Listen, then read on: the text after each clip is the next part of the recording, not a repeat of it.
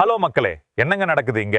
நம்ம இந்திய team cricket உலகத்துல பெரிய கொடி கட்டி பறக்குதுன்னு நினைச்சுக்கிட்டு இருந்த நேரத்துல, அட என்னங்க இப்படி ஒரு சம்பவம் நடக்கும்னு யாராச்சும் கனவுலையாச்சும் நினைச்சு பார்த்திருப்போமா?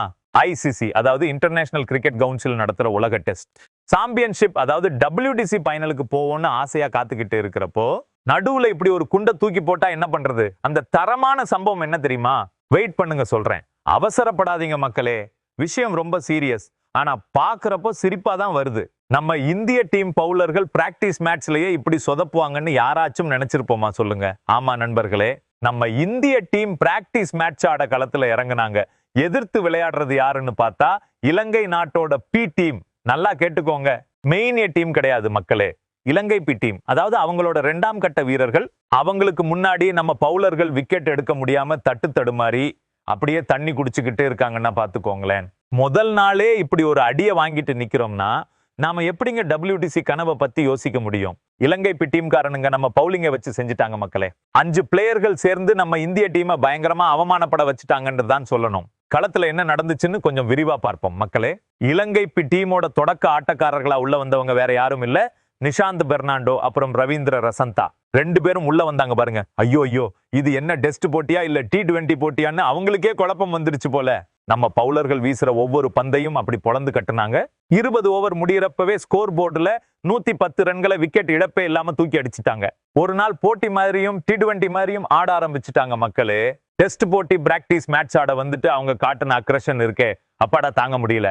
நம்ம பவுலர்கள் விக்கெட் எடுக்க போராடுறாங்க, கதறாங்க. ஆனா ஒரு விக்கெட் கூட விழவே மாட்டேங்குது. கடைசியா அந்த 110 ரன் இருக்கும்போது தான் அவங்களோட முதல் விக்கெட் விழுந்துச்சு. ஆனா அங்கதான் ஒரு பெரிய காமெடி நடந்துச்சு. அந்த விக்கெட்டை நம்ம பவுலர் யாரும் விக்கெட் எடுத்து சாய்க்கல மக்களே. அவங்களா பார்த்து ரன் அவுட் ஆகி போனாங்க. அடப்பாவிகளா, ஒரு விக்கெட்டை கூட நம்ம பவுலர்களால கிளீன் போல்டோ இல்ல கேட்சோ பிடிச்சு தூக்க முடியலையாடான்னு ரசிகர்கள் தலையில கை வச்சுட்டாங்க. அந்த நிஷாந்த் பெர்னாண்டோ 65 பந்துகள்ல 66 ரன்களை விளாசிட்டு ரன் அவுட் ஆனாரு. அதுல ஒரு சிக்ஸர், அப்புறம் 11 பவுண்டரிகள் அடக்கம். என்ன ஒரு காட்டுனாரு பாருங்க. சரிப்பா, ஒரு விக்கெட் எப்படியோ போயிடுச்சு. இனிமேலாவது நம்ம ஆளுங்க இலங்கை பி டீமை மடக்கி பிடிப்பாங்கன்னு பார்த்தா அங்கதான் பெரிய ஆப்பு காத்துக்கிட்டு இருந்துச்சு. 2வது விக்கெட்டுக்கு அப்புறமும் நம்ம பவுலர்கள் விக்கெட்டுக்காக ஏங்கி ஏங்கி தவிச்சாங்க. ஸ்கோர் 171 ரன்களை தொடர வரைக்கும் அடுத்த விக்கெட்டே விழல மக்களே.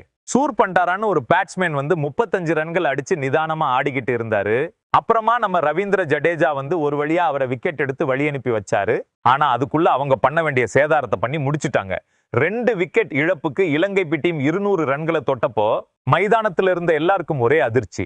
ஏன்னா அங்க இருந்த சூழ்நிலையை பார்த்தப்ப அவங்க கண்டிப்பா 500 அல்லது 600 ரன்களை சுலபமா அடிச்சு தூக்கிடுவாங்க போலேன்னு பயம் வந்துருச்சு மக்களே. PCCA, அதாவது இந்திய கிரிக்கெட் வாரியம் செலக்ட் பண்ணி அனுப்புன நம்ம இந்திய டீம் பவுலர்களுக்கு என்ன ஆச்சுன்னு தெரியல. என்ன பிளானிங் வச்சிருக்காங்கன்னு புரியவே இல்லை. இலங்கை பி டீம் பசங்க வந்து நம்ம ஆளுங்களை இந்த அளவுக்கு வெளுத்து வாங்குறாங்கன்னா இதை விட ஒரு மோசமான நிலைமை நமக்கு தேவையா சொல்லுங்க? இருந்தாலும் நம்ம இந்திய டீம் ஸ்பின்னர்கள் அப்புறம் மத்த பவுலர்கள் கொஞ்சம் சுதாரிச்சுக்க பார்த்தாங்க மக்களே. ஸ்கோர் 201 ரன்களை எட்டிய போது நம்ம மானவ் சுதார் ஒரு வழியா அந்த செட்டிலான ரவீந்திர ரசந்தாவை அவுட் ஆக்கினாரு.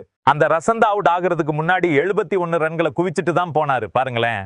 வந்த எல்லா பேட்ஸ்மேனும் பொறுப்பா ரன் அடிச்சு கொடுத்துட்டு போறாங்க. நம்ம பவுலர்கள் தான் என்ன பண்றதுன்னு தெரியாம முழிச்சுக்கிட்டு இருக்காங்க. அதுக்கப்புறம் இலங்கை பி டீம் கொஞ்சம் தடுமாற ஆரம்பிச்சிச்சு. ஒரு 45 ரன் கூட்டணி அமைஞ்சதுக்கு அப்புறம் ஸ்கோர் 246 ரன்களா இருக்கும்போது 4வது விக்கெட் விழுந்துச்சு.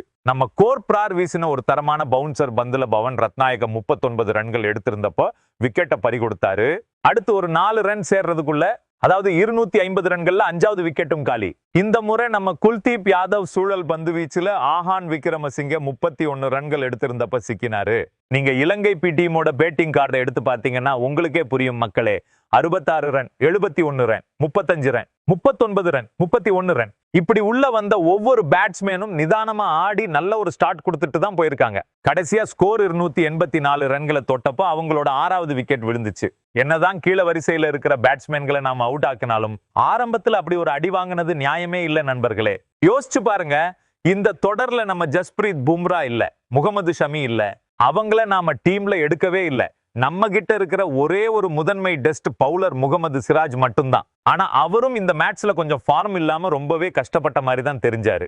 அப்படி இருக்கும்போது பிராக்டிஸ் மேட்ச் முதல் நாள்ல இலங்கை டீம் கிட்டயே நாம 200 ரன்களுக்கு 2 விக்கெட்னு ரன்களை வாரி வழங்கினா இது மன ரீதியா நமக்கு கிடைச்ச பெரிய தோல்வி இல்லாம வேற என்னவா? இலங்கை டீம் நம்ம பவுலிங்கை இப்படி வெளுத்து வாங்கும் போது நாளைக்கு இலங்கை நாட்டோட மெயின் டீம், அதாவது சர்வதேச கிரிக்கெட் ஆடுற மெயின் டீம் வந்தா நம்ம நிலைமை என்ன ஆகும்? அவங்க 200 ரன்களுக்கு 2 விக்கெட்னு இருந்தா 284 ரன்களுக்கு 6 விக்கெட்லாம் ஆக மாட்டாங்க. 500 ரன்களை அசால்ட்டா தாண்டிடுவாங்க.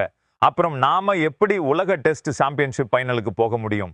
அந்த கனவே சுக்குநூறா உடைஞ்சு போயிடுமே. முதல் நாள் ஆட்டத்தை பொறுத்த வரைக்கும் நம்ம இந்திய டீமை விட அவங்க தான் கெத்தா இருக்காங்க. ஆனா சில ரசிகர்கள் என்ன சொல்றாங்க தெரியுமா? 200 ரன்களுக்கு 2 விக்கெட்னா அவங்க பயங்கரமான நிலைமையில இருக்கும்போது நாம திருப்பி அடிச்சு அவங்கள 300 ரன்களுக்குள்ள 6 விக்கெட் தூக்கிட்டோம்ல, இதுவே பெரிய கம்பேக் தானேன்னு கேக்குறாங்க. அதுவும் ஒரு கோணத்துல உண்மைதான். ஆனா ஒரு டீம் கிட்ட முதல்லயே ஏன் அவ்வளவு ரன்களை விட்டு கொடுக்கணும்ங்கிறது தான் எங்களோட கேள்வி. சோ மக்களே, முதல் நாள் ஆட்டத்தோட முடிவை வச்சு பார்க்கும்போது இது இந்திய டீமுக்கு கிடைச்ச மன ரீதியான தோல்வியா இல்ல அருமையான கம்பேக்கா? உங்க கருத்து என்னன்னு மறக்காம கமெண்ட்ல சொல்லுங்க.